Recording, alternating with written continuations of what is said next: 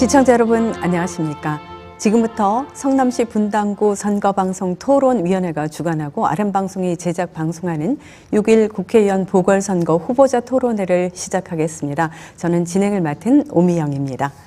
이제 며칠 뒤 6월 1일 제8회 전국 동시지방선거가 열리는 가운데 분당구 갑선거구에서는 국회의원 보궐선거도 함께 치러집니다. 아마 유권자 여러분께서도 많은 관심을 갖고 지켜보고 계실 텐데 오늘 이 자리는 후보자들의 공약과 정책을 한자리에서 비교할 수 있는 기회의 자리로 마련됐습니다. 오늘 토론회는 공직선거법 제82조 2에 따라서 모두 두 분의 후보자가 함께 토론을 펼치게 됐습니다. 참석해 주신 두 분께 감사드리면서 한 분 한 분 소개를 해드리겠습니다. 먼저 국민의힘 안철수 후보 참석해 주셨습니다. 네, 다음 더불어민주당의 김병관 후보 참석해 주셨습니다. 네, 감사합니다. 후보자를 지금 이렇게 순서에 따라 소개해드렸는데 이 순서 그리고 자리 배치, 앞으로의 발언 순서는 모두 사전에 추첨에 의해서 결정된 것임을 미리 알려드리겠습니다. 오늘 토론회는 모두 5가지 영역에 걸쳐서 방송을 진행하고자 합니다. 각 후보의 기조연설을 시작으로 진행이 되고요. 두 번째로는 사회적 공통질문이 있습니다. 모두 4가지에 대해서 질문을 드리면 답변을 해주시면 되겠습니다. 그리고 세 번째로는 후보자가 공약을 발표한 후에 상대 후보자가 이에 대해서 질문하고 또 답변을 듣는 그런 순서로 진행이 되고, 네 번째는 후보자가 전권을 주도권으로 행사하면서 모든 발언과 함께 질문, 답변을 이어갈 수 있는 시간을 드리겠습니다. 그리고 마지막으로 각 후보의 매진말 순서로 진행이 되겠습니다. 오늘 토론회는 발언 시간이 늘 그렇듯이 좀 엄격히 제한된다는 것을 다시 한번 강조드리겠습니다. 그래서 공정한 토론을 위한 것이니만큼 후보자들께서는 주제에서 벗어난 발언을 하시거나 또 발언 시간을 넘기는 일이 없도록 좀 유념을 해서 토론에 임해 주시면 대단히 감사하겠습니다. 그럼 먼저 각 후보의 기조연설부터 청해서 듣겠습니다. 후보당 발언 제한 시간은 2분간 부여됩니다. 순서에 따라서 국민의힘 안철수 후보의 기조연설부터 시작하겠습니다. 사랑하고 존경하는 분당갑 주민 여러분, 분당갑의 문제 해결사 기호 2번 안철수입니다. 저는 윤석열 정부 5년을 설계한 국정 설계사였습니다. 50일 동안 제20대 대통령 인수직 위원장으로서 꼼꼼하고 빈틈없이 속도와 방향을 조절하면서 국정 로드맵을 만들었습니다. 그 일을 완성하고 제 젊음을 바쳐 만든 안랩이 있는 제2의 고향, 이곳 분당갑에 돌아와 여러분 앞에 섰습니다. 이제는 분당, 판교의 미래만 생각하는 여러분의 문제 해결사가 되겠습니다. 분당, 판교를 살기 좋은 미래 혁신 도시로, 분당, 판교를 사통팔달의 교통 프리미엄을 누리는 도시로, 분당, 판교를 실리콘밸리와 경쟁하는 4차 산업혁명 특구로, 분당, 판교를 누구나 살고 싶은 100만 미래 도시로, 분당, 판교를 세계적인 문화 생태 도시로 만드는 일에 제가 가진 모든 능력을 쏟아붓겠습니다. 분당, 판교의 산적한 문제들을 해결하겠습니다. 분당, 판교 주민 여러분의 꿈이 이루어지도록 저 안철수가 앞장서서 일하는 여러분의 대표가 되겠습니다. 사랑하고 존경하는 분당갑 주민 여러분, 정직하고 유능한 분당갑의 문제 해결사 저 안철수에게 힘을 모아 주십시오. 그리고 저 안철수와 윤석열 정부, 경기도, 성남시가 새로운 원팀을 이루어서 분당, 판교의 미래를 확 바꿔놓을 수 있도록 이번에도 지방정부도 꼭 함께 바꾸어 주십시오. 멋지게 새로운 원팀을 이루어서 분당, 판교 주민 여러분의 자부심을 다시 세우고 분당, 판교의 새로운 미래 개척하겠습니다. 네. 딱 시간을 맞춰서 진행을 해주셨고요. 이번에는 김병관 후보의 기조연설을 청해서 듣겠습니다. 2분 역시 드리겠습니다. 존경하고 사랑하는 분당, 판교 주민 여러분, 더불어민주당 분당갑 국회의원 후보 김병관입니다. 정치를 바꿔야 합니다. 정치의 역동성을 더해야 합니다. 대한민국 정치의 차세대 리더를 찾아야 합니다. 김병관이 새로운 정치의 길을 찾을 수 있다는 각오로 여러분께 지지를 호소드립니다. 안철수 후보는 정당을 5번을 바꾸고 선거철마다 다른 선거에 출마를 했습니다. 안철수 후보 정치인생 10년은 구태 정치의 표본이었습니다. 철새 정치의 대명사로 자리 잡았습니다. 안철수 후보가 걸어온 길은 한국 정치의 잘못된 관행의 집합체입니다. 김병관은 안철수 후보를 꺾고 그 힘으로 한국 정치를 바꾸고 싶습니다. 시골 가난한 집에서 태어난 청년이 젊음과 열정 하나로 벤처기업을 일궈서 글로벌 기업으로 일궈냈습니다. 저는 혼자 성장하지 않았습니다. 김대중 노무현 정부의 벤처 활성화 정책 기반 위에서 성장했고 수많은 동료 선배들의 조력으로 성공했습니다. 기업인으로서 제가 이룬 성공은 세상에 빚을 지는 과정이었습니다. 그 빚을 갚고 싶었습니다. 그래서 2016년 정치에 입문했습니다. 정치를 시작한 지 6년의 시간이 흘렀고 무엇을 해야 할지 분명히 알게 되었습니다. 혁신하지 않으면 존재할 이유가 없다는 벤처 정신을 한국 정치에 이식하고 싶습니다. 그 첫 시작이 구태 정치, 철새 정치인 안철수 후보를 꺾고 차세대 리더 김병관으로 자리 잡는 것입니다. 사랑하는 분당 판교 주민 여러분, 17년차 분당 사람 김병관은 분당의 따스함과 판교의 역동성을 한국 정치에 심어내겠습니다. 뜨거운 마음으로 지지를 호소드립니다. 네, 약간 여유 있게 마무리를 해주셨네요. 이렇게 기조연설을 청해서 들어봤습니다. 토론은 이제 사전에 정한 발언 순서대로 진행된다는 것 미리 말씀을 드렸고, 이 발언의 시간이 좀 엄격하게 제한이 된다는 것은 모두들 잘 알고 계실 텐데, 이 두 분께서는 이미 알고 계십니다만, 또 시청자 여러분을 위해서 다시 한번 좀 소개를 해드리자면, 마무리를 하실 수 있도록 앞에 그 후보들이 잘 보일 수 있는 위치에 신호기를 설치하고 있습니다. 10초 전에 그 신호기가 빨간색으로 변해서 마무리하실 준비를 돕도록 하고 있으니까 그걸 참고하시면 되겠고요. 만약에 시간을 넘겨서 발언한다면 마이크는 자동으로 꺼지게 돼 있습니다. 그 점을 유념해서 다시 한번 시간 내에 준비한 내용을 잘 발언해 주시고, 상대 후보에 대한 인신공격성 발언이나 비방 발언은 반드시 삼가 주실 것을 당부드리겠습니다.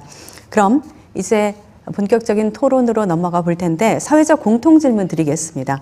각 후보자의 생각이 어떤지 말씀해 주시면 될 텐데, 모두 4가지 주제이고요. 답변 시간은 각 후보자별로 2분씩 드리겠습니다.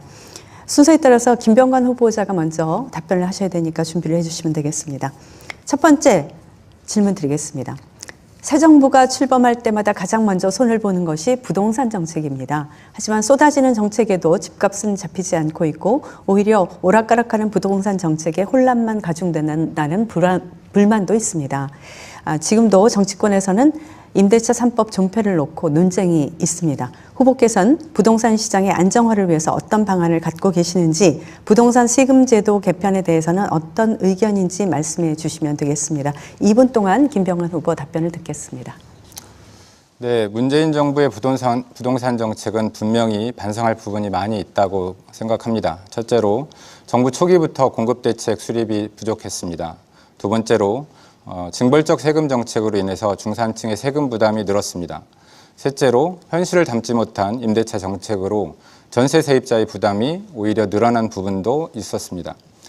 특히 집값 폭등과 재산권 제약에 절망하는 국민의 목소리에 귀 기울이지 않은 것, 가장 큰 잘못이라고 생각합니다. 저는 지난 20대 국회에서 징벌적 부동산 세금 정책을 바로잡는 법 개정안을 낸 바도 있습니다. 민주당 내에서도 부동산 정책이 있어서만큼은 제 목소리를 내는데 주저함이 없었습니다. 분당 판교 지역구 의원으로서 당 내에서도 제 목소리는 존중받았습니다. 새로운 정부가 출범했습니다. 하지만 최근 윤석열 정부를 보면서 부동산 때문에 국민들이 또 고통받을 수 있겠다, 이런 생각이 듭니다. 안 후보께서 지난 20일 1기 신도시 지역의 500% 용적률 상향을 약속했습니다. 집권당으로 힘으로 하겠다고 강조했습니다. 그런데 불과 3일 뒤에 23일 날 국토부 장관께서 어느 특정 지역에 통으로 500%를 준다는 건 있을 수가 없다고 전면 부정했습니다. 새 정부는 당정협의 안 하십니까? 부동산 정책 만들면서 당정협의 안 하십니까? 정부 출범 열흘 만에 인수위원장과 국토부 장관의 부동산 정책 엇박자가 국민에게 그대로 노출되고 있습니다. 그 피해는 분당을 비롯한 1기 신도시 주민들이 고스란히 보게 될 것이라고 저는 봅니다. 제가 뒤에서도 자세히 말씀드리겠습니다만, 분당 판교 재건축, 신도시 특별법의 핵심이 무엇인지 안철수 후보나 현재 윤석열 정부는 이해하지 못하고 있는 것 같습니다. 남은 토론 과정에서 안철수 후보가 내세운 부동산 공약 맹점을 정확하게 지적하겠다는 점을 미리 말씀드리겠습니다. 네, 알겠습니다. 자, 부동산 정책에 대한 견해를 듣고 있습니다. 이번에는 순서에 따라서 안철수 후보께서 2분간 발언해 주시면 되겠습니다. 예, 김 후보께서 말씀하셨듯이 지난 5년간 부동산 정책은 27타수 무안타였습니다. 한마디로 실패 그 자체였습니다. 그런데 문제는 지난 5년간 실패가 그걸로 그치지 않고 앞으로도 여파가 계속된다는 점이죠. 대표적인 것이 사실 이 임대차 3법입니다. 임대차 3법 때문에 그것에 대해서 여러 가지로 우려를 많이 했습니다. 전문가들도 우려했고 야당도 우려했습니다만 그냥 아무런 그런 토론 과정 없이 밀어붙였습니다. 그래서 걱정했던 대로 바로 이 전셋값이 폭등하고 전세 매물이 줄어드는 그런 효과가 그냥 시장에서 나타나게 된 거죠.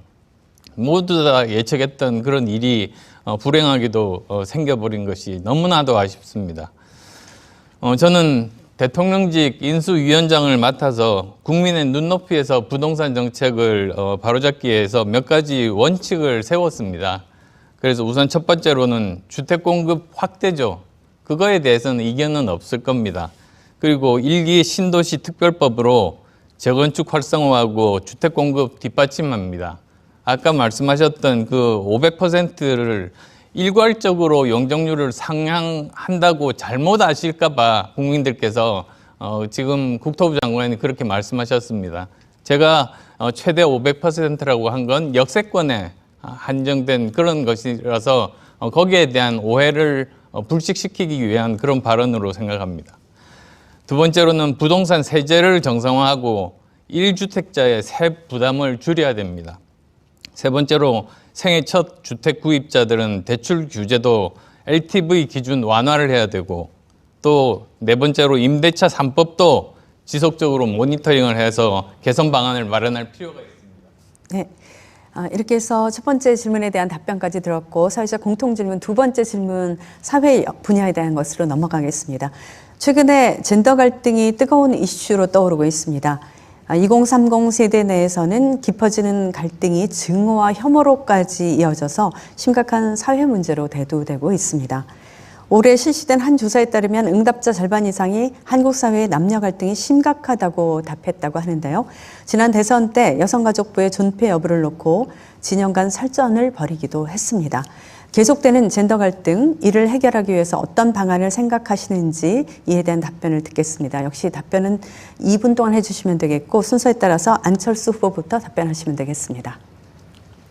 젠더 갈등은 우리 사회의 통합을 저해하는 아주 중대한 현안입니다. 지금 현재 특히 2030 세대가 극심하고 이대남, 이대녀로 이렇게 단어로 상징되는 성별 편가르기가 일상화되고 있습니다. 저도 기성세대의 한 사람으로서 그리고 또 정치인의 한 사람으로서 무한한 책임감을 느끼고 있습니다. 그런데 정치권에서는 이것을 오히려 이용해서 편가르기를 하고 표를 얻는데 이용하려고 하는 그런 정치인도 있습니다. 그런 정치인들은 저는 퇴출되어야 된다. 저는 그렇게 생각하고 있고요. 정치가 해야 될 역할은 무엇인가? 저는 사실 갈등을 조장하는 것이 아니라 갈등을 해소하는 게 정치의 역할이다, 기본이다. 그런 생각을 갖고 있습니다. 그리고 또 어떤 사회학자분이 그랬습니다. 우리나라만이 전 세계에서 유일한 점이 특성이 하나 있답니다. 그것은 후진국에서 태어난 사람과 선진국에서 태어난 사람이 한 시대에 같이 살고 있다는 거죠. 그러니까 GDP 100불일 때 태어나신 분과 GDP 3만 불이 넘을 때 태어난 아이들이 같이 살고 있다 보니까 사실은 서로를 이해하기가 굉장히 어렵습니다.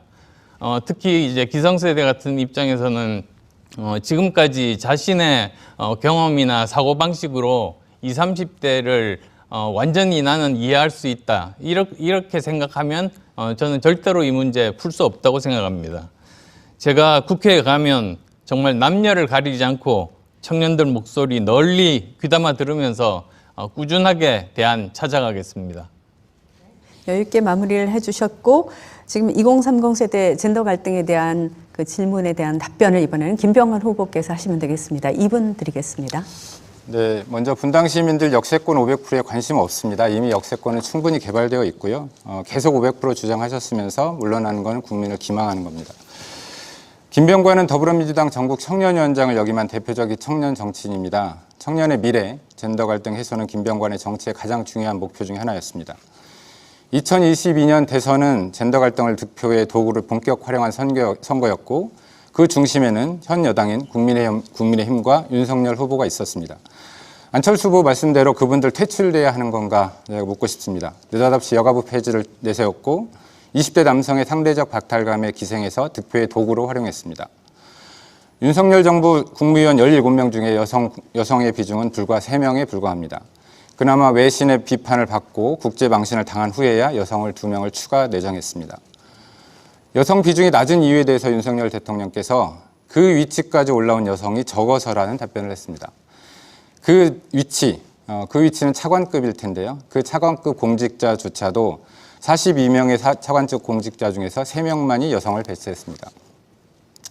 국가의 핵심 정무직 공직에서 여성을 저는 의도적으로 배제했다고 봅니다. 부끄러운 일이라고 생각합니다. 한편으로 선거가 끝난 후에 20대 남성의 표심의 활용이 끝났다고 판단했는지 모르겠습니다만 병사 200만 원 공약도 정부 출범도 전에 파기했습니다. 젠더 갈등을 자극해서 표를 얻고 선거가 끝난 후에 청년과 여성을 동시에 저버린 상황의 책임은 사실 인수위원장을 맡았던 안철수 후보에게 있다고 저는 보고 있습니다. 이 책임을 방기하고 인수위 기간이 끝나기도 전에 자신 지역구를 옮기는 제밥에만 눈독 들인 안철수 후보, 무능과 무책임에 대한 질타가 저는 필요하다고 봅니다. 인수위는 공약을 집행할 국정과제를 선정하고 선거 과정에서 불거진 사회적 갈등을 해소할 책임이 있습니다. 안철수 후보는 그 책임에 답할 의무가 있다고 저는 생각합니다.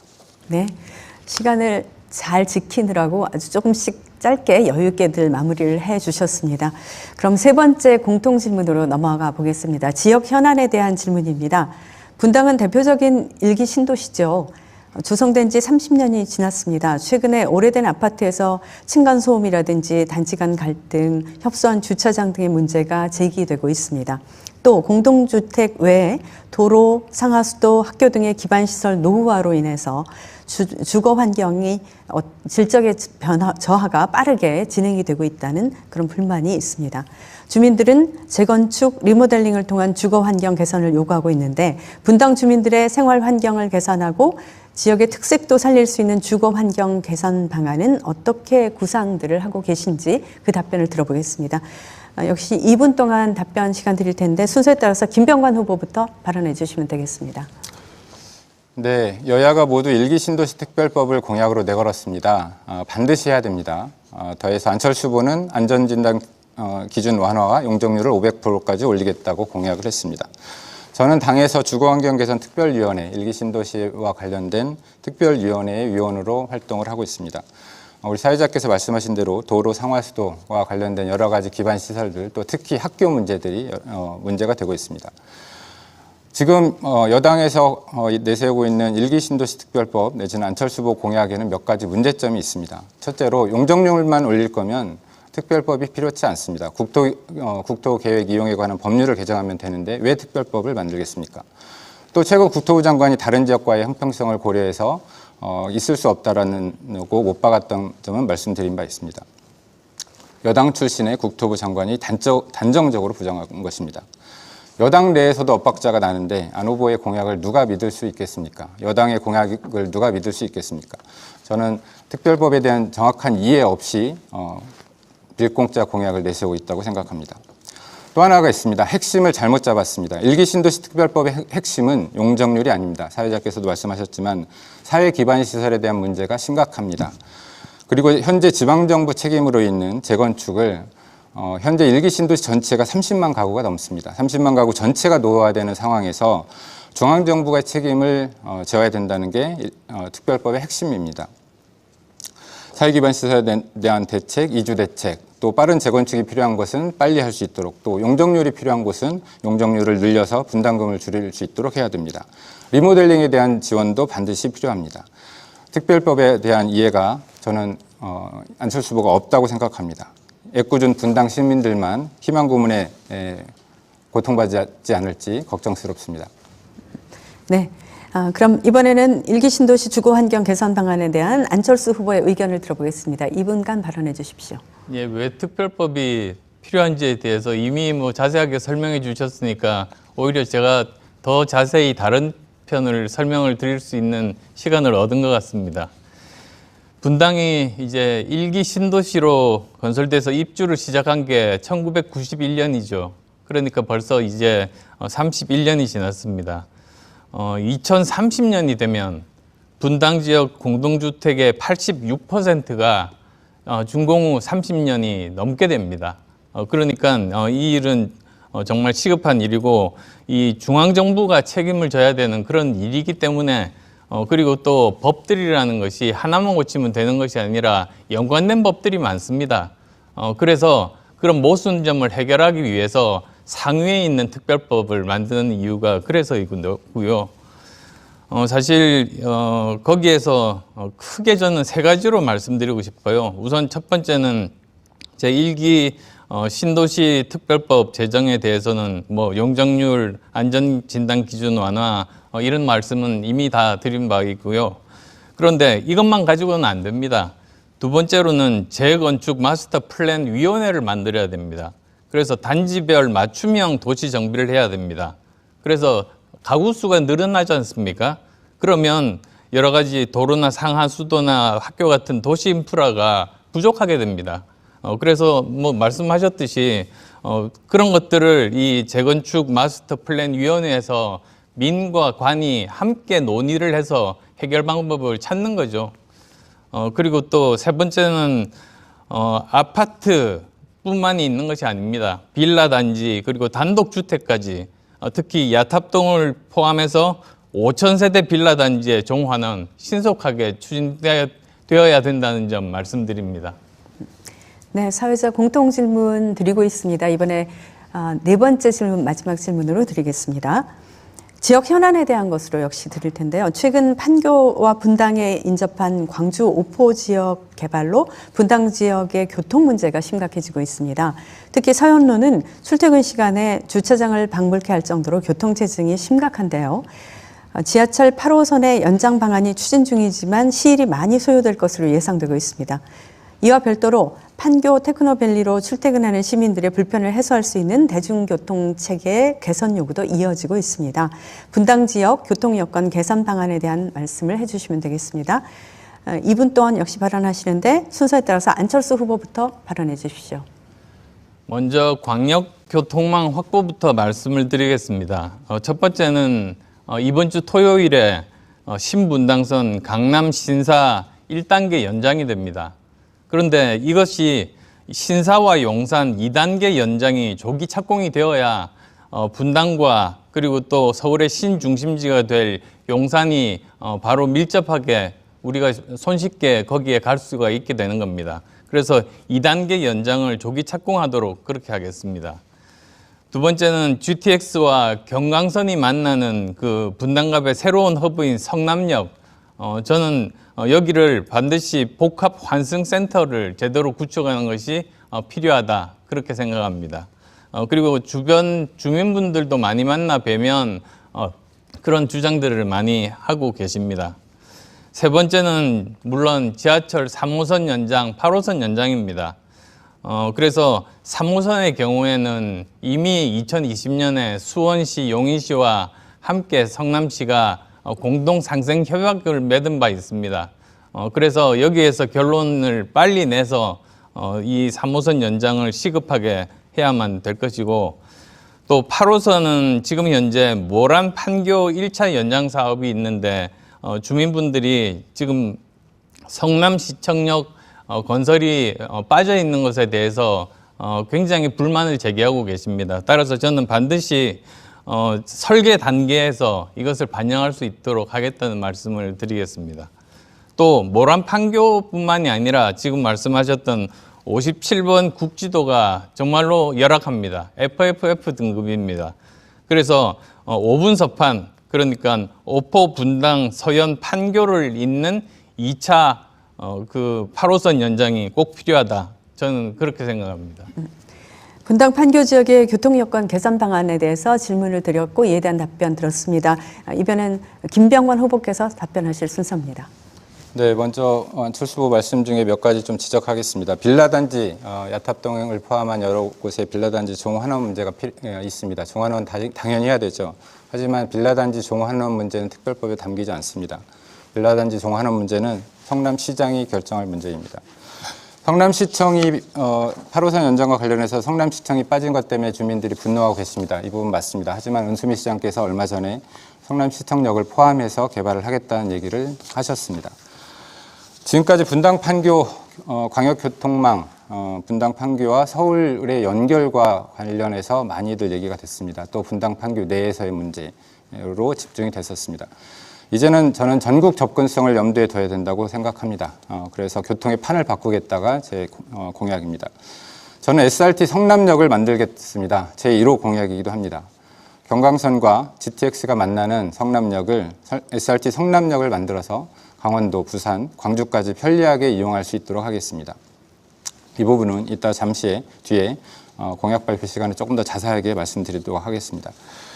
안 후보님 말씀하신 대로 3호선 연장, 8호선 연장, 월판선 조기 완공 뭐 이런 문제들 분당 지역에 출마하는 모든 후보자들이 공통적으로 얘기하고 있는 공약입니다. 하지만 저는 집행 의지가 문제라고 생각합니다. 안철수 후보께서 지난 2016년도 총선에서 노원병 한계동에 출마하면서 KTX 창동 의정부 연장을 공약으로 내걸었습니다. 제가 여러 가지 자료를 찾아봤는데요. 포털에서도 찾아봤는데 공약을 내건 이후로 그 위에 어떤 활동을 하셨다는 기사를 제가 찾아보지를 못했습니다. 한마디로 일을 했다고 볼 수가 없습니다. 이 사업이 본격적으로 진행된 게 2017년 안철수 후보가 사퇴한 이후입니다. 2018년에 예타 통과했고 GTX 신호선과 연계되면서 사업이 급물살을 탔습니다. 노원에서도 안 한 공약, 분당에서 하시겠습니까? 네, 발언 시간이 끝나면 이제 마이크는 작동이 되지 않고요. 이렇게 해서 공통 질문 4가지에 대한 답변까지 모두 들어봤습니다. 그럼 이번에는 아마 후보자들의 공약이 어떤 것이 있는지 좀 더 자세히 알고 싶은 분들이 많으실 것 같아서요. 공약을 청해서 듣고 그 공약에 대한 상대방 후보의 질문, 답변, 그에 대한 또 추가 질문, 답변 이런 순서로 진행을 해보겠습니다. 공약을 5분 동안 발표하실 수 있도록 저희가 허용을 하고 있고요. 공약을 듣고 이제 상대 후보자가 질문을 할 때는 질문 시간은 1분씩 하실 수가 있고 또 그에 대해서 답변을 하시는 분은 2분씩 하실 수 있도록 저희가 설정을 했습니다. 이 규칙을 좀 따라주시면 감사하겠습니다. 그럼 순서에 따라서 김병관 후보부터 각 분야에 대해서 내세우고 있는 공약에 대해서 발표를 해주시면 되겠습니다. 5분 동안 발표해 주시고 안철수 후보는 이 공약을 잘 들으시고 질문을 준비해 주시기 바랍니다. 네, 5분 동안 오랫동안 준비해온 공약을 설명드리기 어렵습니다. 자세한 세부 공약은 공보지를 참조해 주시고요. 저는 자신 있게 공보지에 분당 판교의 미래를 담았다고 자부합니다. 작게는 운중천의 자전거길과 보행로 분리와 같은 저도 분당 거주 주민으로서의 작은 바람까지부터 해서 분당 판교의 미래를 바꿀 수 있는 큰 포부까지 담았습니다. 이룰 수 없는 공약은 담지 않겠다라는 기준으로 세운 공약인 만큼 댁에 도착해 있는 공보지 잘 꼭 꼼꼼하게 살펴봐 주시기를 부탁드리겠습니다. 조금 자세하게 설명드릴 3가지 공약을 말씀드리겠습니다. 첫 번째로 SRT 성남역을 신설하겠습니다. GTX와 경강선이 만나는 곳에 성남역에 SRT를 더해서 트리플 역세권을 만들겠습니다. 이 공약이 실현되면 분당 판교 주민들은 수서나 동탄까지 가지 않아도 광주와 목포, 대전, 대구, 부산 쉽게 오갈 수 있게 됩니다. 성남역 GTX는 SRT와 같은 선로를 사용하기 때문에 큰 비용 들이지 않고서도 별도 역사를 건설하지 않고서도 SRT 역사 신설이 가능합니다. 물론 기술적 문제가 전혀 없는 건 아닙니다. SRT는 계단을 이용하고 GTX는 계단 없이 바로 승하차하는 구조이기 때문에 어려운 점이 있습니다. 또 SRT는 GTX에 비해서 객차 길이가 길어서 승강장 길이도 차이가 있습니다. 하지만 이런 문제들은 SRT 운영사인 SR과 타진한 결과서 충분히 극복할 수 있는 문제다라고 확인이 되었습니다. 남은 문제는 비전과 의지의 문제라고 생각합니다. SRT 성남역 김병관의 1호 공약입니다. 김병관 이 공약 꼭 지켜낼 것입니다. SRT 성남역 신설은 단순한 역 유치 공약이 아닙니다. 도시의 미래를 바꿀 핵심 공약입니다. 판교는 이제 ICT 산업의 중심을 넘어서 대한민국 산업의 중심입니다. 동아시아 ICT 산업의 중심이 될 것입니다. 판교의 기술기업과 동남권 중후장대 산업을 이을 핵심 거점이 SRT 성남역입니다. 단적으로 판교 테크노밸리의 직원이 대전에 있는 대덕 R&D 단지, 울산 산업단지로 가는 시간을 대폭 줄일 수 있을 것입니다. SRT 성남역 신설은 주민 편의는 물론 판교 테크노밸리의 미래를 바꿀 거대한 구상이라는 것을 자부합니다. 내년 GTX 개통과 맞춰서 SRT 개통도 가능하다고 보여집니다. 둘째로 판교 개발이익금을 특별법으로 환수해서 수서대장간 도시철도 사업을 예타 없이 빠르게 추진하도록 하겠습니다. 판교 신도시 개발이익금 정산이 10여 년 넘게 답보 상태입니다. 판교 개발이익금 정산이 중요한 이유는 LH 초과 수익을 판교 지역 간선시설에 재투자해야 한다는 조항이 협약서에 명문화되어 있기 때문입니다. 하지만 LH와 성남시는 정산 방식에서 이견을 좁히지 못하고 있고 막대한 돈이 오고 가는 만큼 명확한 기준 없이 정산이 쉽지 않은 상황입니다. 제가 여러 가지 자료를 확인한 바로는 LH 초과 수익을 재추정해서 지역에 재투자해야 될 돈이 적어도 8천억이 넘습니다.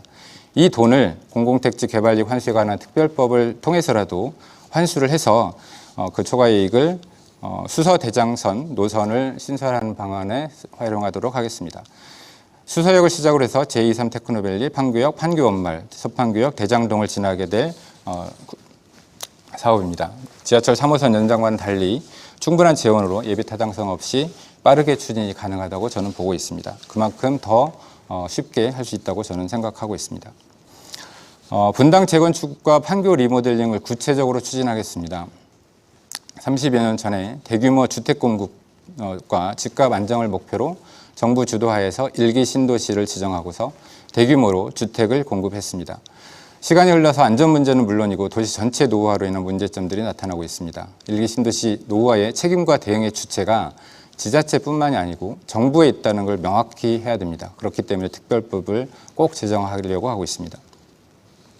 무엇보다도 분당 주민들이 지역과 단지 상황에 맞춰서 재건축 방법을 선택할 수 있고 리모델링을 선택할 수 있고 이렇게 해야 됩니다. 공공개발이 될 수도 있고 민간개발이 될 수도 있습니다. 이런 여러 가지 선택권을 주민에게 돌려주는 것이 저는 특별법의 핵심이라고 보고 있습니다. 국회와 정부가 지자체가 함께 재건축, 제도 개선을 확실히 해나가겠습니다. 분당의 재구조화를 하겠다고 제가 공약집에 말씀을 드렸습니다.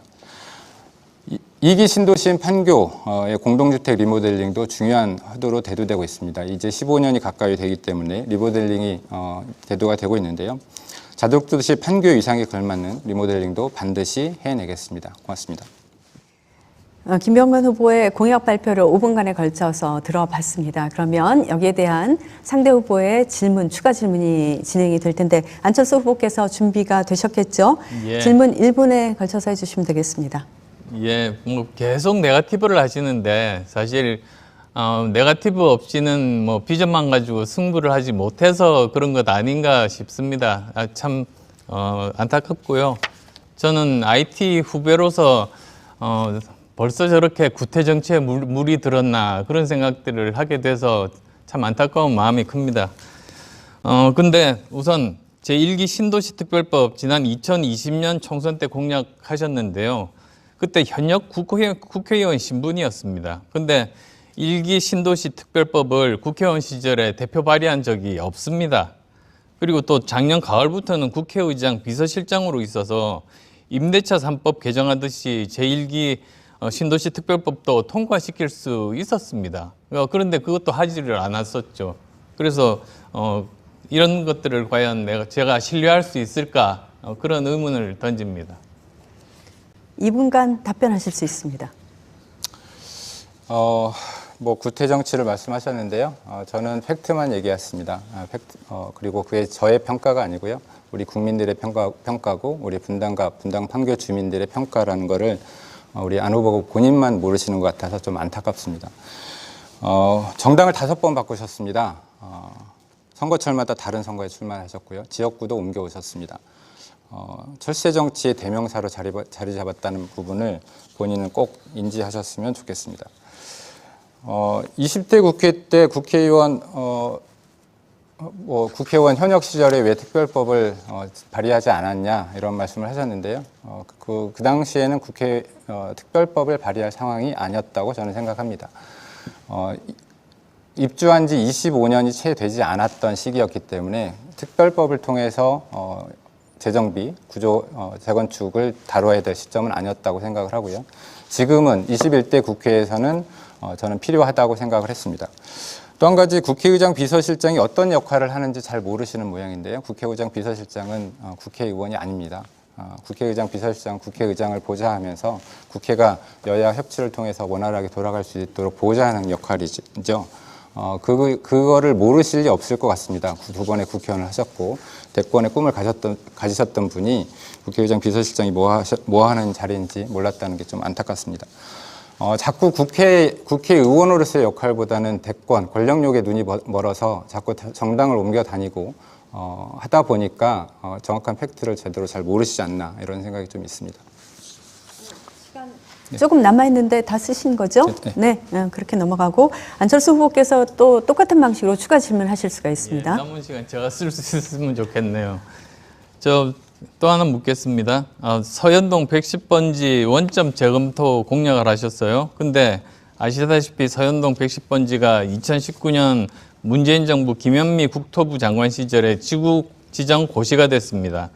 김 후보가 그때 여당 국회의원이었는데 여기에 대해서 찬성을 했습니다. 거기 이렇게 나와 있는 발언이 있습니다. 2020년에 서현동 110번지 사업에 대해서 지금 무조건 철회를 외치는 것은 정치인으로서 무책임하다고 생각합니다.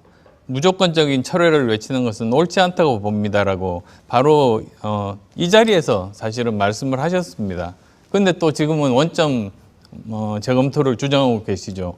왜 2년 만에 입장이 바뀌었는지 많은 분들이 이해하지 못하실 겁니다.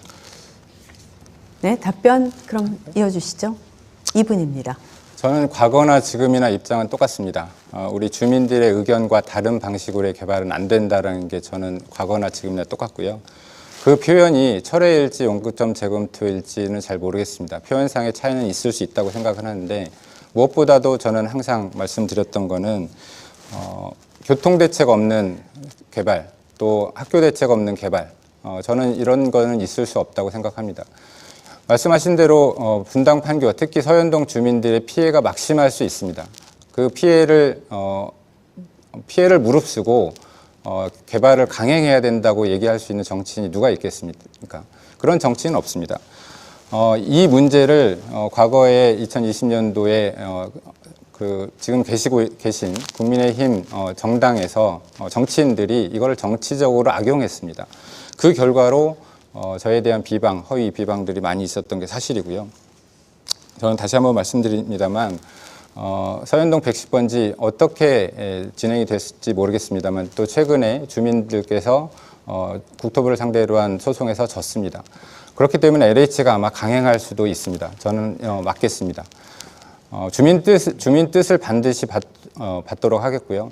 2020년도에 5분 서판 아까 말씀하셨습니다만 5분 서판과 관련해서 시장 후보들, 시장들 그리고 시장들과 국회의원 후보들이 함께 MOU를 맞는데 제가 주도했습니다. 앞장섰었고요. 그 결과로 용역도 진행이 됐었고 지금도 현재 진행 중입니다. 단순히 8호선 연장뿐만이 아니고 우회도로 개설을 포함해서 도로 확장 이런 여러 가지 것들에 대해서 또 지하차도 건설 이런 부분들이 선행이 된 이후에 우리 주민들의 뜻과 함께 하겠다. 저는 계속 일관된 입장으로 말씀드리겠습니다. 네, 마무리하신 거죠? 알겠습니다. 공약을 청해서 듣고 있습니다. 이번에는 안철수 후보의 공약을 듣겠는데 역시 5분간 시간을 드리고 이에 대해서 잘 들으시고 김병관 후보께서는 질문을 하시면 되겠습니다. 자, 그럼 안철수 후보의 공약입니다. 예, 아무래도 우리 분당갑 주민 여러분들께서는 주거 문제 그리고 또 교통 문제에 제일 관심이 많으실 겁니다.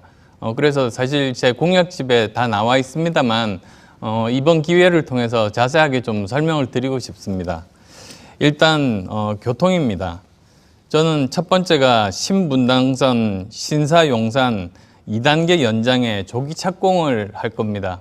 이 문제는 아까도 말씀을 드렸습니다만 그러면 여기서 바로 용산까지 우리가 그 신분당선을 타고 갈 수 있게 되는 것이죠. 그렇게 되면 분당 판교가 서울의 신중심지와 하루라도 빨리 연결될 수가 있게 되는 겁니다. 두 번째가 GTX와 경강선이 만나는 분당 갑의 새로운 허브인 성남역에 미래지향적인 복합 환승센터 만들겠다. 그 말씀은 아까 드렸었죠. 지금 현재 그 이용하는 승객 숫자를 추산을 하건대 하루에 8만 명 정도로 추산을 하고 있습니다. 굉장히 많은 숫자입니다. 따라서 복합 환승센터가 세워지지 않으면 굉장히 그 부분에 많은 문제들이 생길 것이다. 그래서 그것을 막기 위해서도 이 지역에서 반드시 필요하다고 생각합니다. 세 번째는 지하철 3호선 연장인데요.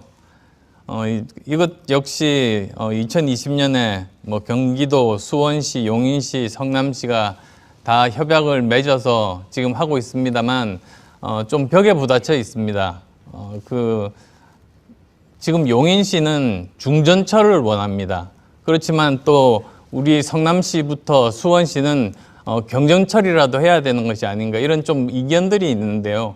뭐 그런 이견들 잘 저는 조정을 해서 이것을 원만하게 만들려고 그렇게 생각하고 있습니다. 그리고 또 이것이 지금 뭐 여러 언론에 오르내리는 대장지구를 통과하는 그런 곳이기 때문에 굉장히 중요도가 더합니다. 네 번째로는 지하철 8호선 연장입니다.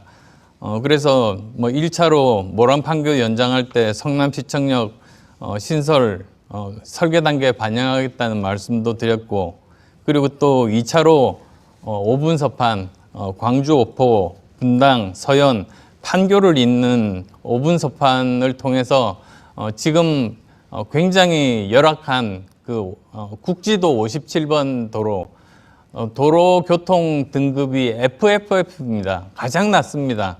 보통 그 등급이 E가 될 때 못 살겠다고 그렇게 불평이 나올 정도입니다. 근데 그거보다 더 심한 FFF니까 이것은 반드시 문제를 빨리 해결을 해야만 되는 문제라고 생각해서 저는 이 모란 판교 연장 1차선 지금 그 예비 타당성 조사를 하면서 가능한 한 빠른 시간 내에 이 2차 연장도 예비 타당성 조사부터 시작해서 먼저 시작하는 것이 하루라도 빨리 당길 수 있는 방법이다.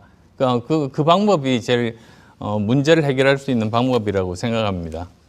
다섯 번째로는 광역버스 노선 신설입니다. 물론 전에 김은혜 의원께서 4103번 버스를 그렇게 만들었습니다만 저는 서울시장, 오세훈 시장이 될 확률이 지금은 높은 것 아니겠습니까?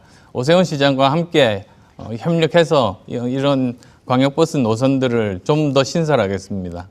그리고 여섯 번째로는 분당 전역에 지능형 교통체계를 구축해서 교통 흐름을 반영한 그런 스마트 신호 통제, 그래서 교통 체증을 조금이라도 줄일 수 있게 그렇게 하려고 합니다.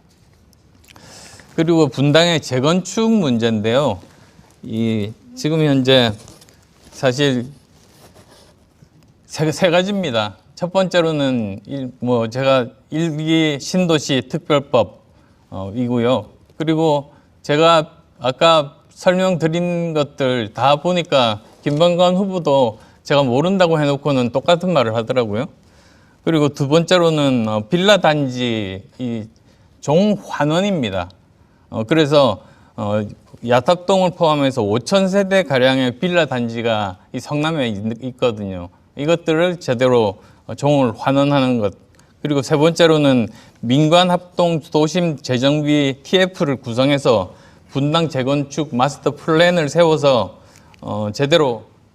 네, 시간은 경과돼서 이제 더 이상 발언하실 수는 없고요. 안철수 후보의 공약을 듣고 이제 김병관 후보께서 질문을 해주시면 되겠습니다. 역시 1분 동안 질문, 답변 2분 이런 식으로 진행하시면 됩니다.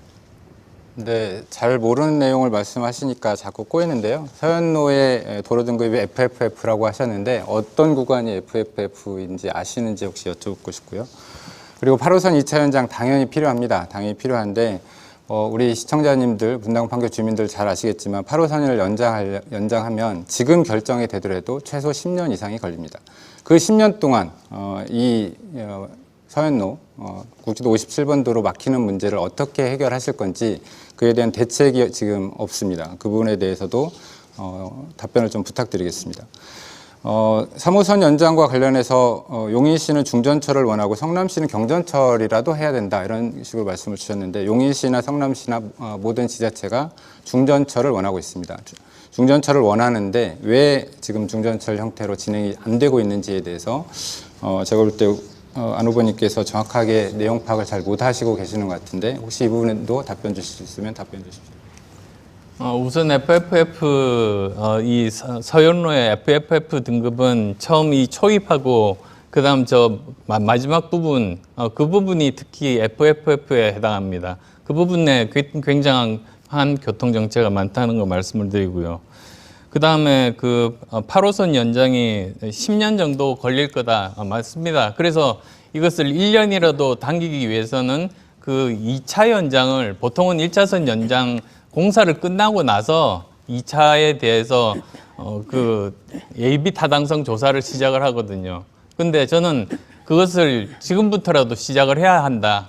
그렇게 되면 훨씬 더 앞당길 수 있다는 그런 말씀을 드리고 싶어요.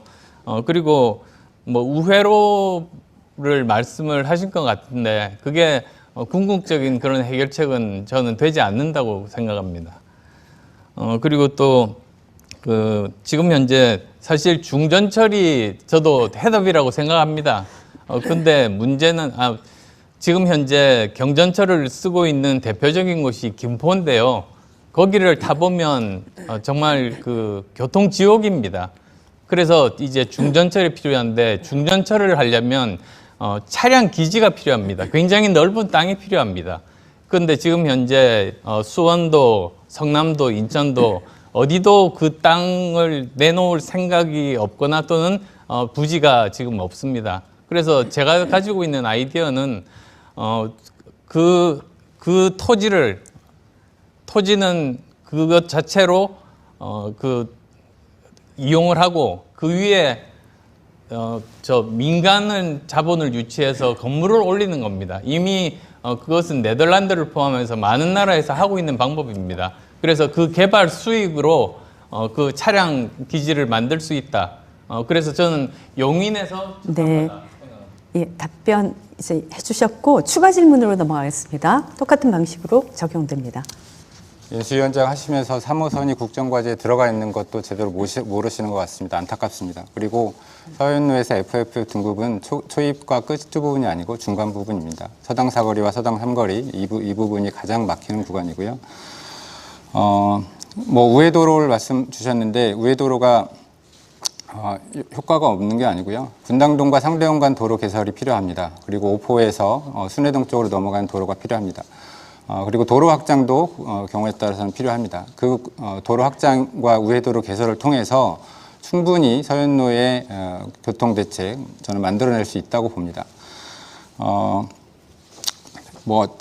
좀 다른 관점에서 여쭙겠습니다. 3호선 연장하려면 이것도 마찬가지입니다만 3호선 연장하는데 지금까지처럼 계속 협의만 매달리다 보면 시간이 매우 지체될 겁니다. 10년 후에 이게 될지 안 될지도 그때는 안 후보님 안 계실 것 같은데 이거에 대해서 좀 구체적으로 실행 방법을 좀 말씀해 주시죠. 네, 답변하시면 되겠습니다. 제가 말씀드린 것 같은데요. 금방 잊어버리시는 것 같은데 3호선 저는 그 경전철이 아니라 중전철이 필요하다고 생각합니다. 그래서 서울 그리고 수원 그리고 성남, 용인을 잇는 그런 중전철이 필요한데 문제는 굉장히 넓은 땅의 차량 기지가 필요합니다. 그런데 그것에 제일 적합지는 사실 저는 용인이라고 생각합니다. 그리고 그것을 우리가 해결할 수 있는 방법 중에 하나가 그 아래 그 땅은 그대로 차량 기지로 쓰고 그 상층부에다가 건물을 올리는 겁니다. 그렇게 해서 거기는 민간에게 개발을 맡겨서 거기에서 개발 이익을 환수를 할 수가 있게 됩니다. 실제로 제가 네덜란드 가서 가봤습니다. 가봤더니 요즘은 공법이 좋아서 전혀 진동도 느껴지지 않고 전혀 소음도 안 들립니다. 그래서 저는 그런 방법을 사용하면 훨씬 더 빨리 이 모든 지자체들을 설득을 시킬 수 있다. 저는 워낙에 인수위원장을 하면서 지금 현재 정부에서 일하고 있는 수많은 장관들과 인맥을 쌓았습니다. 그리고 국정과제 전반에 걸쳐서 지금 1577페이지짜리가 있습니다. 근데 거기에 세부적으로 굉장히 많은 내용이 담겨 있는데 아직 그 언론에는 공개가 되지 않았습니다. 언론에 공개된 부분은 굉장히 축약된 그런 본이죠. 근데 거기에 보면 세부적으로 이곳 우리 분당에 대한 공약들이 굉장히 많이 담겨 있습니다. 네, 마무리하실 겁니까? 시간 한 10초 정도 남았는데 이렇게 마무리하는 것으로 하겠습니다. 두 후보의 공약 그리고 그에 대한 질문과 추가 질문까지 여러분 잘 들으셨죠? 지금 여러분께서는 성남시 분당구 선거방송 토론위원회가 주관하고 아름방송이 제작 방송하는 6.1 국회의원 보궐선거 성남시 분당구 갑선거구의 후보자 토론회를 함께 시청하고 계십니다. 이제 이어지는 순서는 좀 더 열띤 토론을 기대해 볼 수가 있겠습니다. 후보자가 주도권을 행사하면서 시간을 운영할 수 있는, 그래서 이제 사회자 개입이 없는 그런 토론을 좀 펼쳐 보겠습니다. 후보자 간 공약이나 정책에 대해서 후보자가 주도해서 상대방 후보에게 질의하고 답변을 얻고 하는 방식으로 진행이 될 수 있습니다. 주도권 토론 시간은 각 후보당 10분씩 드리겠고요. 각 후보는 이제 순서에 따라서 토론 주도권을 행사하시면 되겠습니다. 토론은 주도권을 가진 후보가 상대 후보의 공약이나 정책에 대해서 질문하고 답변을 들은 뒤에 그 질문에 대한 추가 답변, 추가 질문, 추가 답변 이런 식으로 계속 이어가시면 되겠고 그 시간을 10분까지 허용하는 것입니다. 이때 한 가지 좀 저희가 꼭 드리고 싶은 내용이 있습니다. 주도권을 갖고 계신 후보께서는 그 시간이 이제 본인의 시간이고 상대방이 발언하는 시간도 본인의 시간에서 차감되기 때문에 상대방에게 허용을 잘 안 하려는 경향이 있는데 그렇게 하시면 이제 토론의 본질이 흐려지겠죠. 그래서 이런 두 가지 원칙을 좀 지켜주셨으면 좋겠습니다. 일단 질문을 하실 때 되도록 1분 30초 이내로 질문을 해 주십시오. 그래야 여러 가지 다양한 질문을 하실 수가 있을 겁니다. 그리고 후보자에게 답변하실 수 있는 시간 30초는 꼭 반드시 허용을 해 주셔야 합니다. 보장을 해 주시는 것으로 하고 만약에 30초가 지났다. 그 정도가 지났으면 주도권을 가진 분이 통제를 하시고 제지를 하실 수가 있습니다. 그렇게 사용하시면 되겠습니다. 자, 이때 이제 다시 한번 강조드리는 것은 주제와 상관없이 발언하시는 부분이 있다든지 상대방 후보에 대한 인신공격, 비방성 발언이 없어야 된다는 겁니다. 뭐 지금까지는 상당히 잘 규칙을 지켜주셔서 그런 일이 없을 것이라고 기대합니다. 그럼 진행 순서에 따라서 안철수 후보의 주도권 토론을 진행하겠습니다. 10분간 시간이 주어집니다. 시작해 주시죠. 예, 저도 사회자분 말씀대로 잘 이렇게 규칙에 따라서 원만하게 토론이 잘 이루어지기를 기대합니다. 사실 지난 대선에서 정권 교체를 했습니다만 대통령만 바뀌었을 뿐입니다. 지금 여전히 민주당이 전국의 지자체 그리고 국회를 장악하고 있습니다.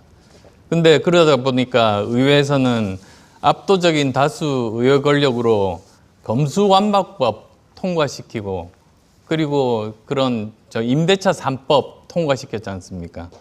그리고 또 지방정부를 장악하다 보니까 대장동처럼 지방 권력과 개발업자들이 유착된 그런 대형 비리 몸통도 밝혀내지를 못했습니다.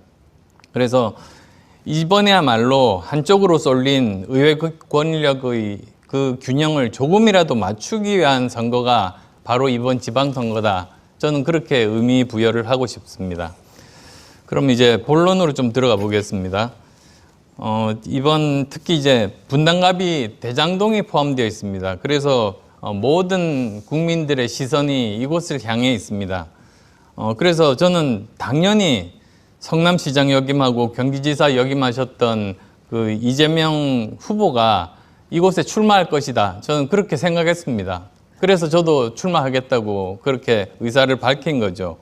그리고 김병헌 후보께서도 페북을 보니까 이재명 후보께서 분당갑에 출마하면 언제든지 자리를 비워주겠다고 그렇게 너그럽게 말씀도 하셨습니다. 근데 분당을 저버리고 전혀 연고가 없는 인천 계양으로 출마를 한 거죠. 그러면 이것에 대해서는 김병헌 후보는 어떻게 생각하십니까?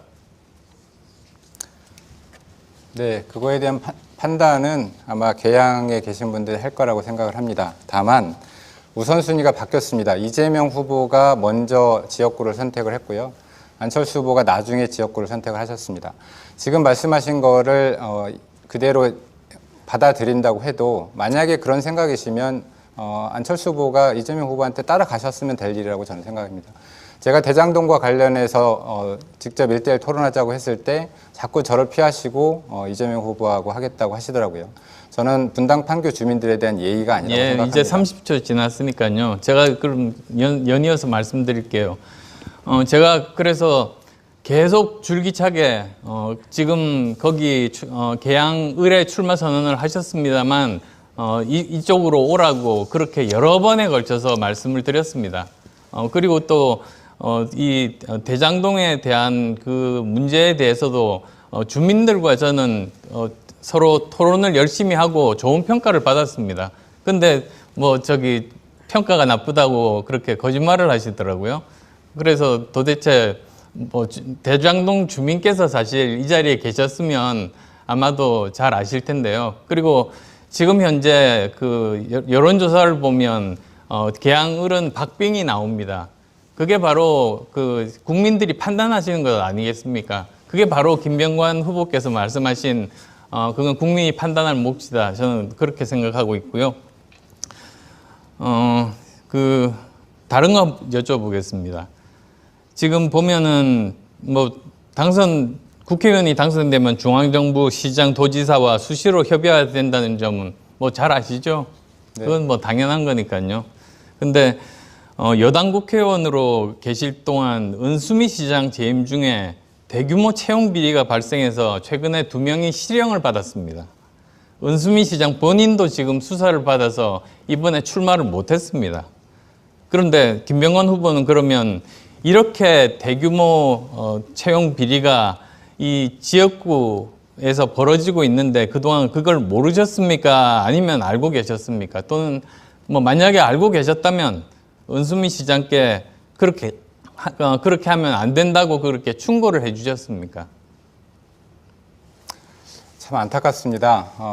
아까 저한테 네거티브 한다고 하셨는데요. 저는 팩트만 말씀드렸는데 이 TV 토론이랑 전혀 관련이 없는 얘기를 자꾸 하시는데 제가 지방정부와 어떤 소통을 해야 된다고 보시나요? 저는 당연히 우리 지역의 발전을 위해서 지역의 어떤 시설을 만들던가 지역을 발전시키기 위해서는 당연히 얘기를 해야 됩니다. 그 이외의 나머지 것들은 지방정부를 끌고 가는 시장의 권한이고 그 다음에 경우에 따라서는 제가 그렇게 말씀하시면 제가 남경필 지사 시절에 남경필 지사하고도 얘기하고 박원순 시장님 시절에 박원순 시장하고도 얘기하고 모든 중앙정부 또는 서울시, 경기도 지방정부와 함께 우리 시를 위해서 우리 지역을 위해서 발전을 위해서는 함께 노력을 해야 되는 겁니다. 예, 30초 드렸습니다. 그 과정에서 다른 뭔가 불미스러운 일이 있었다면 그 사람이 잘못인 거고요. 네.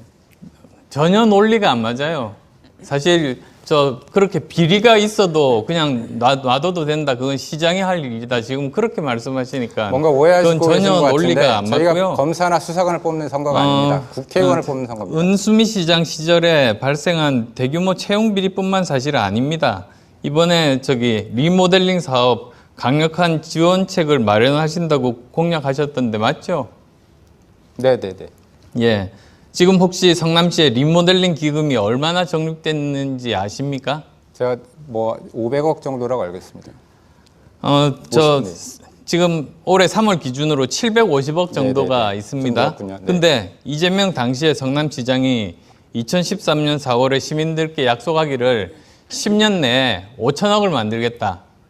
그리고 또 1조까지도 채우겠다. 그렇게 말씀을 하셨어요. 근데 그 다음 은수미 시장까지 와서도 지금 5분의 1도 채우지 못한 지금 그런 상황인 거죠. 이거에 대해서는 어떻게 생각하십니까? 지금 이 정도 돈을 가지고는 리모델링이 불가능하지 않습니까? 참 안타깝습니다. 저희가 국회의원을 뽑는 자리고요. 국회의원의 정책과 공약이 시장의 정책과 공약이 다를 수 있습니다. 경기도지사의 정책과 다를 수도 있고요. 대통령의 공약과 다를 수 있습니다. 지금 말씀하신 거는 모든 정책과 공약이 하나로 가야 된다는 얘기인데 우리나라가 지금 공산주의 국가가 아닙니다. 임명하는 자리도 아니고요. 주민들의 선택을 받아야 되는 자리이고 견제와 균형을 통해서 경우에 따라서는 국회의원이 주도해 나갈 수도 있고 경우에 따라서는 시장 군수가 또는 도지사가 주도해 나갈 수도 있는 겁니다.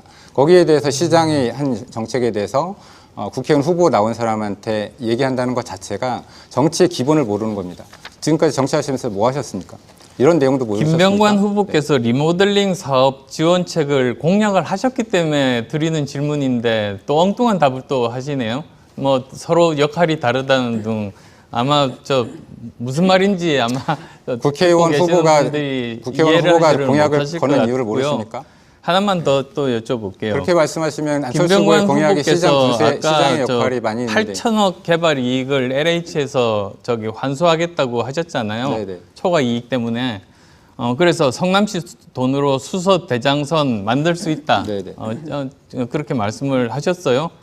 그래서 그 아이디어는 저도 이렇게 될 수만 있으면 참 좋겠다. 저는 그렇게 생각했습니다. 근데 살펴보니까 성남시가 이미 재작년에 판교 택지 개발 사업 특별회계 4,717억 중에서 1,900억을 일반 회계로 전입시키고 1,400억을 이미 써버렸습니다.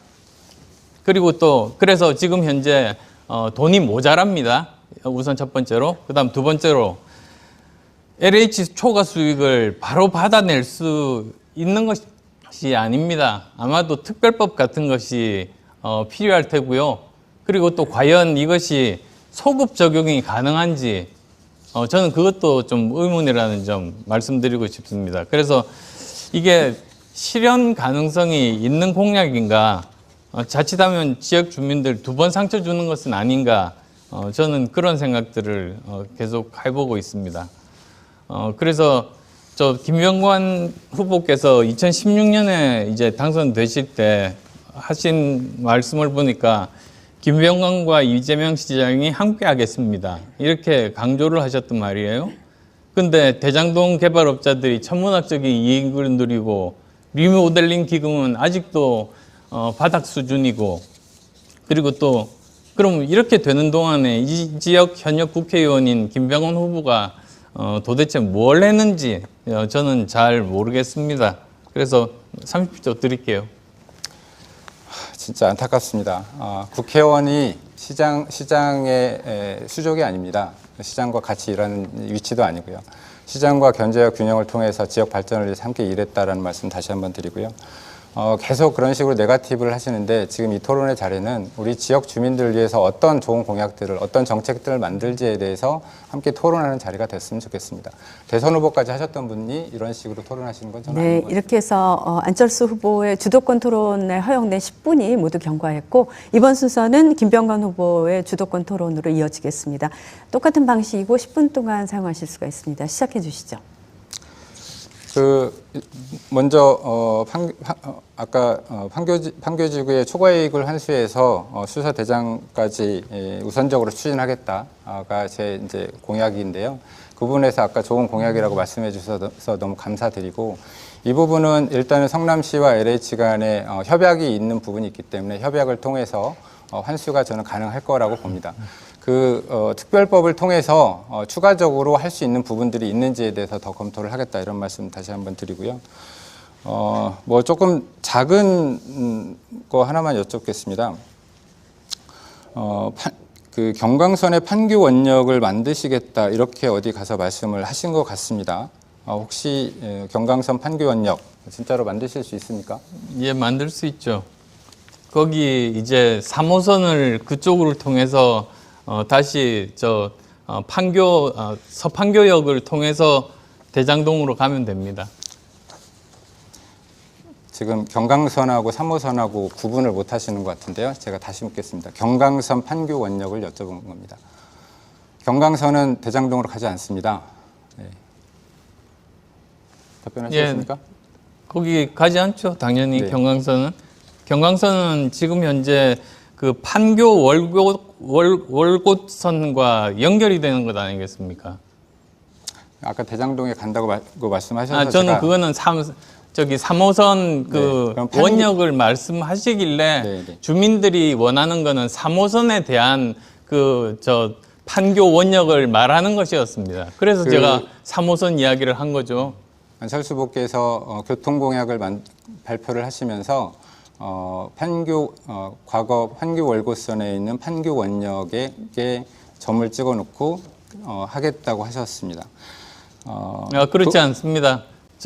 사실 어제 제가 이분들과 함께 시민 토론회를 했는데요. 이분들은 지금 경강선에 대한 것이 아니라 3호선에 여기 와야 된다. 그게 지금은 주장입니다. 옛날엔 그랬을지는 모르지만 지금 주장은 그렇습니다. 22일 날이었나요? 공약 발표하셨을 때 상황을 한번 보시기 바랍니다. 참고로 말씀드리면 2020년에 김은혜 후보가 공보에다가 백현동을 벽현동이라고 썼습니다. 야탑 3동을 야탑동이라고 썼고요. 강남에 출마하셨다가 갑자기 오셔가지고 동네 이름도 제대로 못 쓴 겁니다. 그런데 그 오탄한 그 이미지를 22일 날 안철수 후보께서 공약하시면서 또 그대로 쓰셨더라고요. 제가 참 참담했습니다. 지역에서 정치를 하시겠다고 오신 분이 2년 전에 오탄한 그 지도까지 갖다 쓴 걸 보고 제가 놀랐고요. 또 한 가지는 그 지도에 판교 월곶선의 판교 원역이 표시가 되어 있습니다. 그 당시에 김은혜 후보께서 잘못 표시한 거다라고 주민 대표에게 사과한 적도 있습니다. 그 지도를 다시 한번 사용했다는 거에 대해서 저는 분노하고 화납니다. 분당 판교 지역 사정을 모르는 상황에서 김은혜 후보 틀린 공약까지 갖다 커닝한 거라고 보여지는데요. 2년 전에 패배한 후보에게 감정풀이하는 자리가 아니지 않습니까? 네. 2년 전에 잘못된 공약이었으면 이제 와서라도 바꾸셨어야죠. 다른 질문 하나 하겠습니다. 판교 지역은 설계 당시부터 주차장 부지에 대한 고려가 미흡해서 곳곳에서 주차장 부족 문제를 겪고 있습니다. 제가 의원 시절 동안에 여러 가지 해결 노력을 했었고 경우에 따라서는 국비와 시비를 가져다가 주차장 완공했거나 지금 계획으로 잡혀있는 것들이 많이 있습니다. 안 후보도 이 부분 공감하셔서 그런지 공보에 주차장 얘기가 의외로 많습니다. 근데 제가 공보제를 보면서 어디다 주차장을 만들겠다고 하는지 몰라서 제가 여쭙는 겁니다. 이 두 부분 말씀 주셨으면 좋겠는데요. 판교도서관 사거리 인근 공영주차장을 조기 건립하겠다. 그리고 주차시설 확충으로 판교 상권 활성화를 저해하는 주차난을 해소하겠다. 이렇게 공약을 하셨는데 제가 6년 동안 이곳에서 정치를 하면서 도대체 어디다가 주차장을 만들겠다고 하는지 제가 모르겠습니다. 어디다 만드시겠다는 얘기입니까? 판교 도서관이 있으면 그 남쪽에 사거리가 있습니다. 그쪽에다가 주차장을 만들 수 있다고 저는 생각합니다. 그리고 또 여기서 오래 사셨으니까 저보다 많이 아시는 것은 당연한 거 아니겠습니까? 가르쳐 주시죠. 제가 이 질문을 드리는 이유는 판교 도서관 사거리 인근에 공영주차장은 없고요. 판교 공원 쪽에 공영주차장 자리가 있어서 거기에 주차장을 건립 계획이 있습니다. 근데 이 공약도 2020년도에 김은혜 후보가 똑같이 공약을 한 거를 틀린 공약을 다시 베껴 쓴 겁니다. 삼평동 주차시설 확충, 삼평동의 상권 활성화를 위해서 저해하는 주차난을 해소하겠다 이런 공약을 하셨는데 현재 삼평동의 건립 계획인 주차장은 상권 활성화 측면보다도 상권이 있는 곳에서는 이미 주차장이 삼평동은 비교적 많이 갖춰져 있는데 판교 출퇴근하는 직원들을 위한 주차시설이 태부적입니다. 그래서 하겠다는 건데 이 내용도 우리 삼평동에 대해서 잘 모르시기 때문에 저런 식의 공약을 하시지 않았나 저는 그렇게 생각을 하고 있습니다. 지금 현재 알고 있기로는 이제 NC소프트에서 구입한 그 땅을 그 아래 한층 더 파서 주차장을 사용할 수 있게 하고 그리고 또 맞은편 있지 않습니까? 맞은편에 있는 공원 지하를 주차장으로 만드는 걸로 알고 있습니다.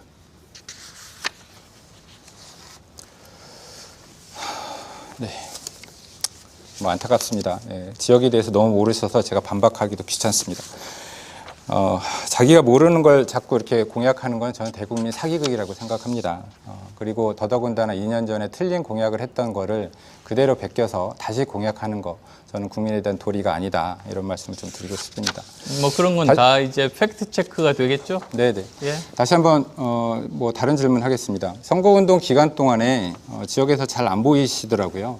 잘 안 보이시는데 계속 돌아다니신 이유가 뭐 최근에 보면 뭐 화성, 인천, 용인, 수원, 화성, 우산 뭐 이렇게 다니셨는데 우리 지역 주민들께서 아니 지금 선거철에도 안 보이면 국회의원 되면 얼굴이라도 볼 수 있겠냐, 이런 걱정들도 많이 하십니다. 그리고 또 한 걱정은 우리 안 후보께서 거의 뭐 1년, 2년이 멀다 하고 계속 당을 바꾸시고 최근에는 뭐 대선 기간 동안에 뭐 손가락을 자를지도 모르겠다라는 얘기를 하신다.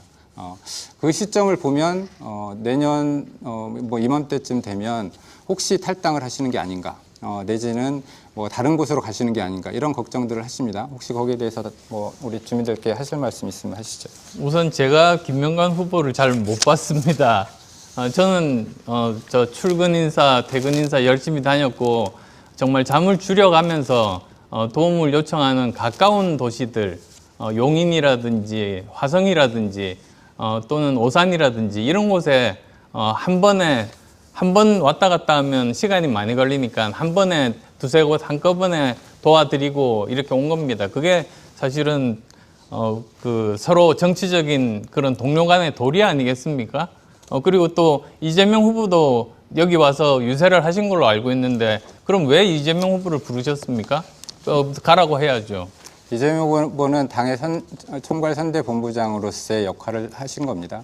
제가 알기로는 안철수 후보께서는 그런 역할이 없는 걸로 알고 있고요. 그런 차이가 있는 것 같습니다. 저는 마지막으로 한 가지만 여쭙겠습니다. 선대위원장 역할을 하고 있는 겁니다. 제가 질문은 아니고요. 오늘 아침 라디오 인터뷰에서 보니까 다당제가 더 좋은 대안이라고 말씀을 하시는 걸 제가 들었습니다. 그런데 제가 이해를 못하겠습니다. 안철수 후보는 제3정당을 미천으로 팔아서 이번에 양당제에 들어갔습니다. 다당제가 소신이라고 하면서 제3지대를 파괴한 장본인이십니다. 이순신 장군을 되게 좋아하시는 것 같습니다. 이순신의 배 12척을 인용하시면서 이번 공부지에도 그렇게 있던데요. 2022년 2월 27일 날 전남 여수 유세에서 이순신의 배 12척을 언급하시면서 완주하겠다고 밝혔습니다. 그러고 불과 4일 만인가요? 윤석열 후보의 단일화를 했습니다. 저는 이런 행태야말로 대한민국의 정치 발전을 저해야 하는 가장 나쁜 악습이라고 생각합니다. 도대체 안철수의 새 정치는 무엇이고 안철수가 얘기한 다당제가 무엇인지 저는 잘 모르겠습니다. 친일파가 대한독립이 더 좋은 거야 라고 주장하는 것과 무엇이 다른지 저는 듣고 싶습니다. 예, 저한테 30초 주실래요? 예? 네, 네. 30초 주세요. 저도 다당제 좋아합니다. 꼭 해야 된다고 생각합니다. 그런데 우리 안철수 후보는 본인은 굴복하셨습니다. 거기에 대해서 우리 국민들께 사과하십시오. 지금 현재 10년 동안 이렇게 한 번도 1번, 2번 달지 않고 3자 대결, 4자 대결, 5자 대결만 했던 사람은 대한민국 70년 정치 사상 유일한 사람이라고 저는 언론에서 지금 평가를 받고 있습니다. 그리고 또 이 제도를 바꾸기 위해서는 결국은 거대 양당이 제도를 바꿀 수밖에 없어서 그래서 거기에 공헌하겠다는 그런 뜻으로 저는 말씀드리고 싶어요. 네. 이렇게 해서 후보가 주도권을 직접 행사하는 주도권 토론, 안철수 후보에 이어서 김병관 후보의 주도권 토론까지 다 마쳤습니다. 여러분 어떻게 지켜보셨는지요? 열띤 토론을 진행하다 보니 벌써 이제 마칠 시간이 가까워 오고 있는데 오늘 토론을 보시면서 유권자 여러분께서 소중한 한 표를 행사하는데 많은 도움을 얻으시기를 바랍니다. 그렇게 될 것으로 기대가 되고요. 그럼 끝으로 그 두 후보자가 토론회에서 미처 다 하지 못한 말씀이 또 있을 것 같습니다. 그 부분 그리고 유권자에게 당부하고 싶은 말씀을 함께 담아서 마무리 발언할 수 있는 기회를 드리겠습니다. 발언 시간은 2분씩 드리겠고요. 진행 순서에 따라서 먼저 김병관 후보의 맺은말 마무리 발언부터 듣겠습니다. 네, 오늘 토론 어떻게 보셨습니까? 마무리 발언인 만큼 짤막하게 소회 말씀 올리겠습니다. 솔직히 말씀드리면 이번 선거 조금 많이 버겁습니다. 제가 소속된 정당 지지율은 바닥을 치고 있고 신임 대통령의 지지율이 오르는 국면에서 치른 선거입니다. 예정된 위기이기도 했습니다만 지난 2달여간 시간 동안 저와 민주당이 할 일을 충실히 하지 못했다고 저는 생각합니다. 대선 패배했는데 패배의 원인을 담은 평가서 한 장이 없습니다. 인적 쇄신이 필요한 시점에 패배 책임자들이 선거 전면에 나섰습니다. 조직적 반성을 해도 부족한 시점에 성추문 사건까지 터져나왔습니다. 입으로는 사과를 외쳤지만 그 누구도 반성을 진심으로 받아들이지 않습니다. 지지율이 보여주는 냉정한 국민의 평가가 부끄럽고 또 부끄럽습니다. 분당갑에서 3번째 선거인데 보지 못했던 지지율 격차를 확인하고 있습니다. 진심을 다해 또 뛰었지만 여론조사 결과를 확인할 때마다 마음이 무겁습니다. 당의 이름을 내리고 인물로 승부하라는 충고도 많이 들었습니다. 상대 비판 그만하고 그럴듯한 개발 공약 내라는 분도 있었습니다. 김병관을 아끼는 분들이 주신 충고이지만 저는 그럴 수는 없었습니다. 지지율이 낮던 높던 간에 제가 더불어민주당 소속인 것은 분명하고 제가 2016년도에 입당할 때는 지금의 지지율보다 훨씬 낮았습니다. 제가 이 판례를 많이 썼습니다. 철수의 정치인을 철수의 정치인이라고 표현하는 것이 저는 네거티브라고 생각하지 않습니다. 그리고 지킬 수 없는 공약을 내걸고 표를 구걸할 수도 없습니다. 밀리는 것은 분명하지만 저는 아직 질 거라고 생각하지 않습니다. 분당 판교 주민과 김병관이 쌓아온 신뢰가 있기에 저는 쉽게 지지 않을 겁니다. 분당 판교 주민 여러분과 함께 언제나 함께 하겠습니다. 존경하고 사랑합니다. 네, 2초 정도 남겨두고 맺어주셨고요. 오늘 토론회 마지막 순서인 맺은말 마무리 발언 듣고 있습니다. 안철수 후보 이어주시기 바랍니다. 사랑하고 존경하는 분당갑 주민 여러분, 대장동 비리 의혹에 대한 시민의 심판을 받아야 할 이재명 후보는 무엇이 그리도 두려웠는지 이곳 분당을 버리고 인천으로 도망갔습니다. 시민의 심판을 회피하는 부패한 리더십 반드시 교체되어야 합니다. 지금은 주장이 도망쳐버린 분당 판교의 대표팀을 모두 다 새로운 원팀으로 교체해야 할 때입니다.